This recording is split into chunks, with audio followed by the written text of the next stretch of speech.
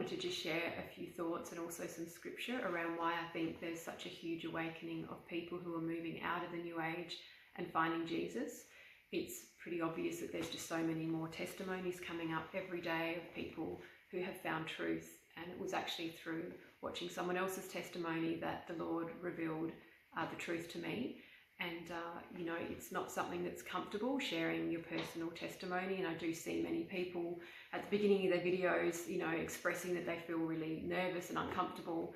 But we are commanded to share our testimony, and there's power in that. So I do encourage you to share yours if you haven't yet.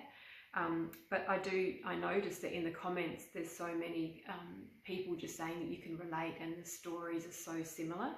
And I think so many of us that were in the New Age, especially those, you know, who were in there for a long time, very deep, is that we were already very spiritually open, and we already would look at the world through a spiritual lens. So I feel like the Lord has really used that character aspect of many of us that's helped open our eyes. You know, I do wonder if maybe an atheist that just doesn't view the world at all through a spiritual lens, whether they would have been harder to reach.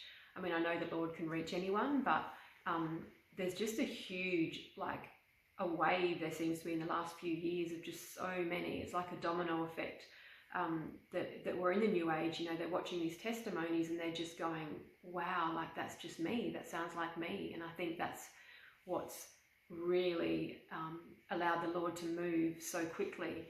And as you're aware that we're in end times and the Lord is moving so quickly, like, it's mind-blowing, just what he's been doing in my own family personally. Anyway, what I also wanted to share is some scripture that really jumped out at me. I'm currently reading Isaiah. I'm up to chapter 47, and I wanted to read verse 13 and 14. And the Lord is speaking through Isaiah. So Isaiah is one of the major prophets. And I'm up to the part where the Lord is basically calling out Babylon and their false idols. And Babylon was famous for being a founding place for the occult, for their occult art and practices. And we're at this point where the Lord is taking his wrath out on Babylon, and he's calling them. So I'll just read this verse, chapter 47, verse 13. Thou art wearied in the multitude of thy counsels. Let now the astrologers, the stargazers, the monthly prognosticators stand up and save thee from these things, and shall come upon thee. Behold, they shall be as stubble, the fire shall burn them. They shall not deliver themselves from the power of the flame.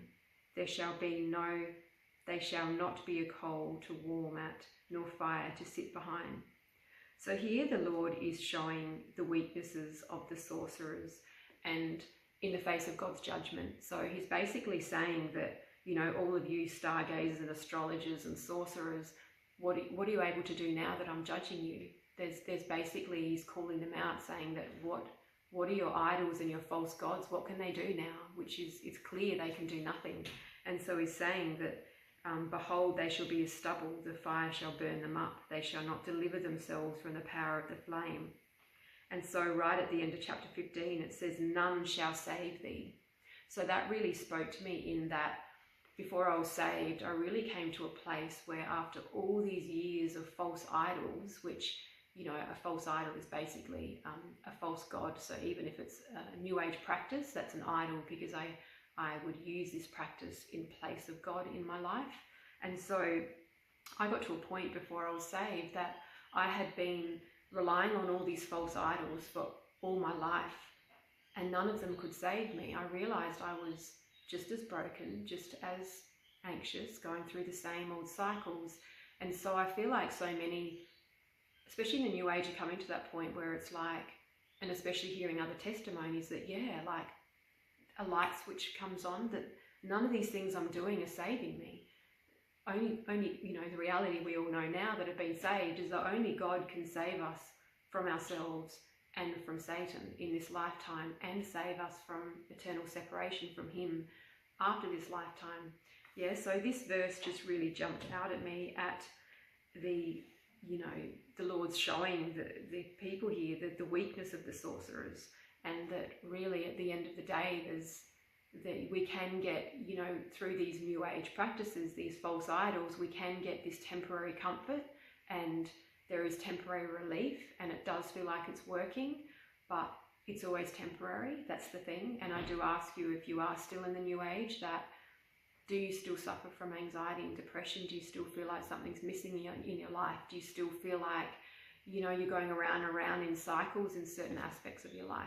You know, it's eventually I feel like everyone will come to that point in their life that have been in the new age for a long time to really question, like, why am I still dealing with these same issues? Or maybe the issue has moved into another issue. Yeah, maybe one area of your life is kind of improved from these new age practices, but then there's another area that is going to show up. Like, the reality is that none of these practices can sustain you and save you from yourself or from Satan. So it's going to manifest through your health or through some other area of your life.